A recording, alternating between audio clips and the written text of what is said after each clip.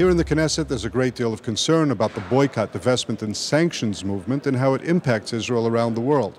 We met with a mayor of an American town who was the first mayor to pass special legislation against BDS. Yeah, absolutely. In December 2015, in response to our local church, who's a member of the UCC, the United Church of Christ, who had boycotted and divested from Israel nationally, we were the first to write and pass an anti-BDS ordinance in the country, really in the world. That's a local ordinance. What about state and federal? Does that hold up? Right. So there's now there's 24 states who have passed anti-BDS laws. At the time that I had passed it, there was one state that just passed one, South Carolina.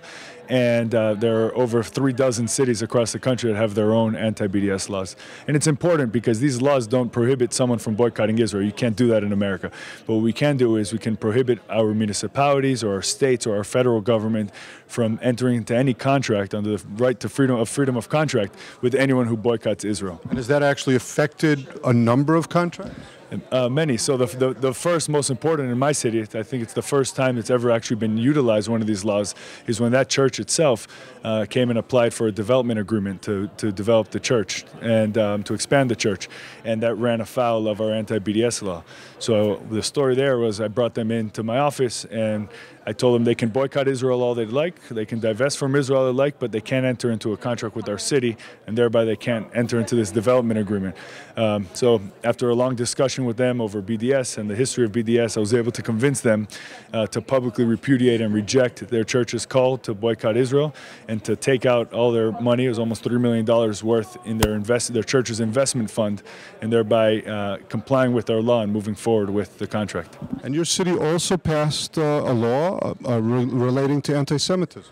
Sure, it's really exciting. Just in December, less than 2 months ago, we're the first government in the country to pass an Anti-Semitism Definition Act, codifying the U.S. State Department's definition of anti-Semitism from 2010, which includes the classic forms of anti-Semitism and also the new forms, which is the delegitimization, demonization of Israel, as well as applying double standards. Is your city primarily Jews, or is it a mixed city? And what do they think of what you're doing? It's a mixed city with a really interesting history. It was founded in 1947, and Jews and blacks couldn't own homes there all the way through the early 1980s. So there's a very rich and interesting history there. Times have certainly changed. Today we have a Jewish mayor and a black police chief, I'm very proud to say. Thank you so much for being with us at World Israel News. Thank you. Thanks for having me.